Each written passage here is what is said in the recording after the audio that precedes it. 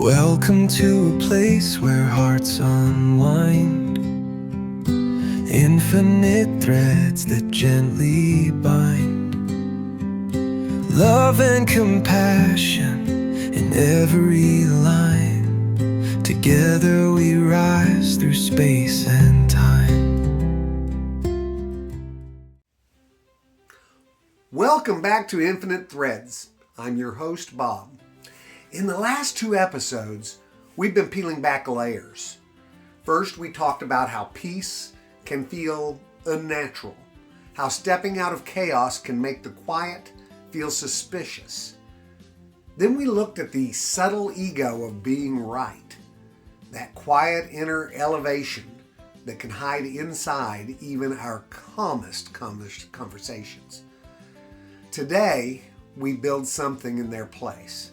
Because once you let go of constant reaction, once you loosen your grip on needing to be right, you're left with a question.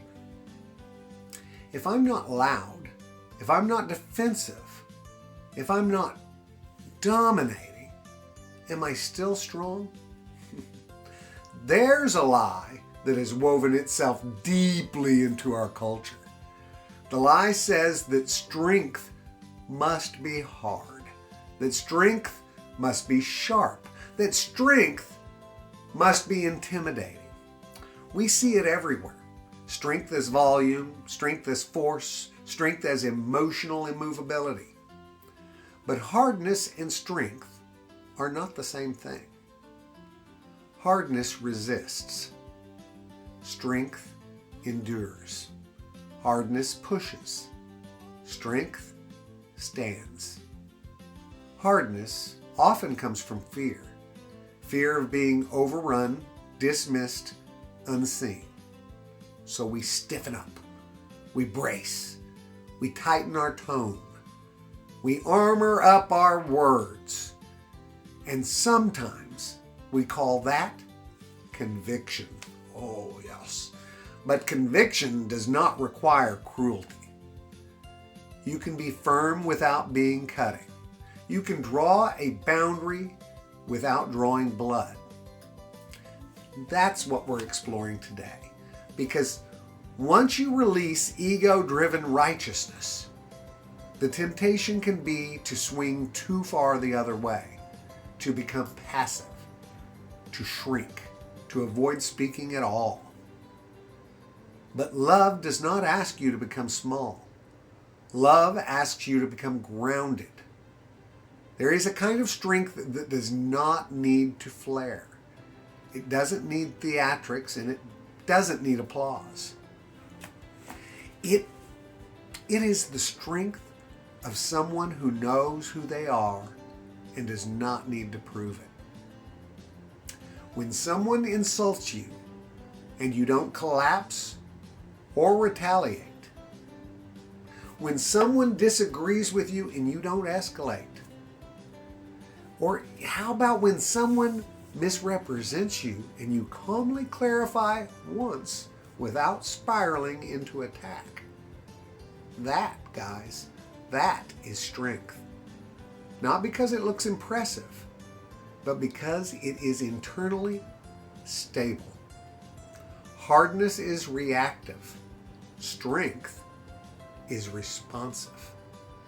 Hardness often comes from a nervous system on edge. Strength comes from a nervous system that has learned it does not need to panic. This is subtle work, guys. Something I'm still doing, still working on. Because many of us were taught that softness equals weakness, that kindness makes you a target, that if you don't dominate the exchange, you'll lose it. But what if the strongest person in the room is the one who is not threatened? What if real power is the absence of internal fear? Think about it. When someone is truly secure, they don't need to posture. They don't need to belittle. They don't need to escalate to feel significant. they can say no without rage. They can say I disagree without disdain. They can walk away without theatrics. Guys, that's not weakness. That's regulation.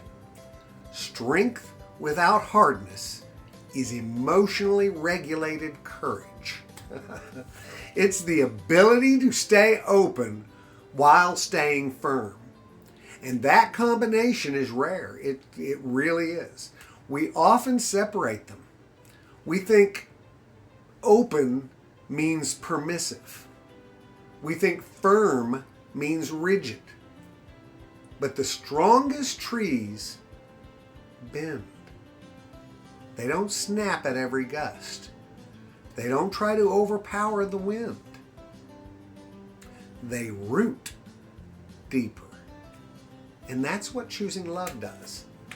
That is what choosing love does, guys. It roots you. And rooted people don't need to thrash. Let's talk about boundaries for a moment, because they're important. Because this is where confusion often arises. Some people hear love and assume it means tolerating everything. It does not.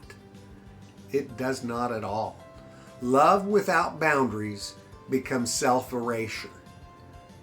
But boundaries delivered with contempt, well, that becomes control. Strength without hardness draws a line calmly. It says, this is where I stand.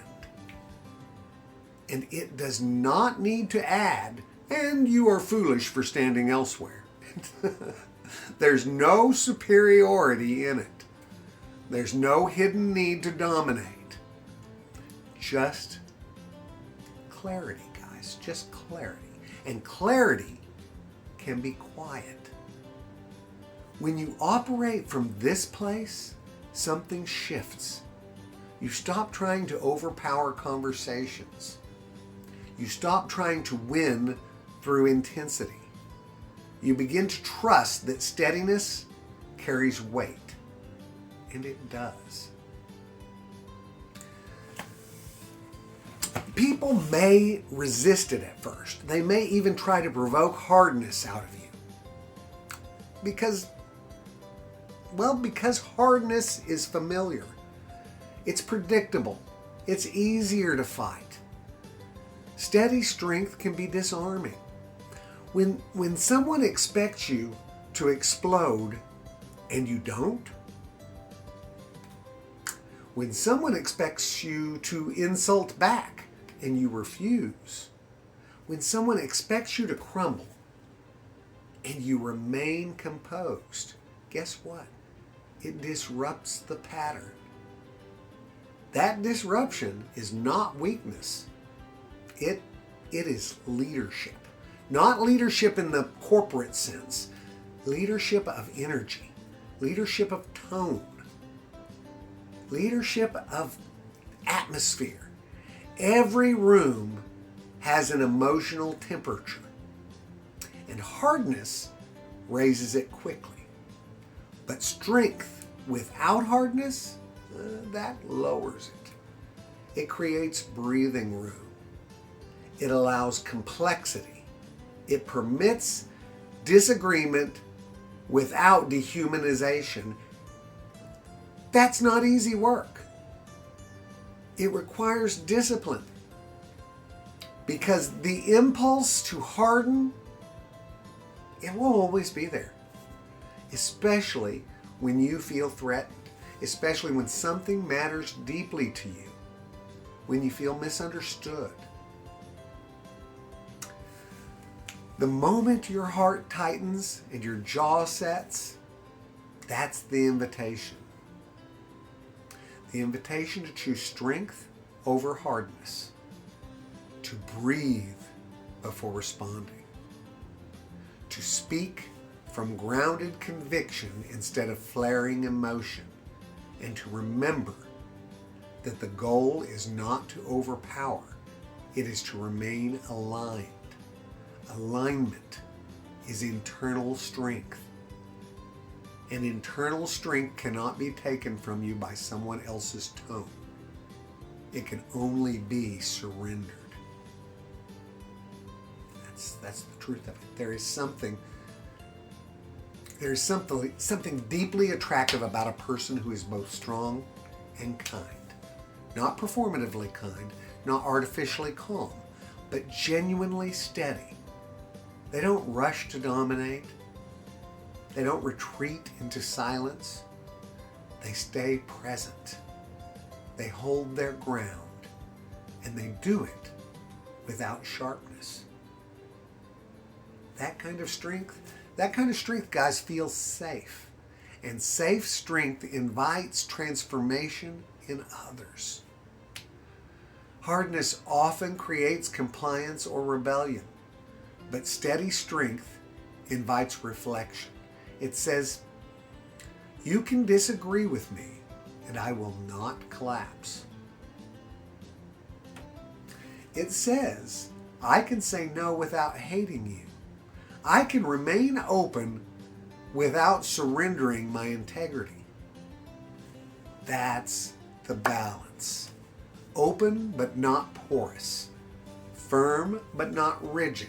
Calm but not detached. This is the maturation of love. Not sentimental love and not fragile love, but disciplined love. Love that has learned how to stand. As we move forward from here, after examining peace and ego, this is the embodiment. Strength without hardness is what love looks like when it has grown up. It is not naive. It is not easily manipulated. It's not loud and it's not rooted. And when you become rooted like that, well, something remarkable happens. You stop being thrown by every storm. You stop needing to prove yourself through force. You begin to influence simply by being consistent. And consistency is one of the strongest forces in the human experience. So if you've been afraid that choosing love would make you weak, let that fear go. Let it go. Love is not softness in the fragile sense, guys. It is the softness. It is softness with a backbone. It is gentleness with spine. It is clarity without cruelty, and in a world that often equates loudness with power, quiet strength may be the most radical thing that you can embody. That's the thread today, guys. Strength without hardness. Rooted, steady, and unthreatened. And from that place, love becomes not just an idea, but a force. I'll see you on the next one, guys. Love you very, very, very much. And you know what I need you to do. Go out and pass that on, okay? Later, Gators. Bye-bye.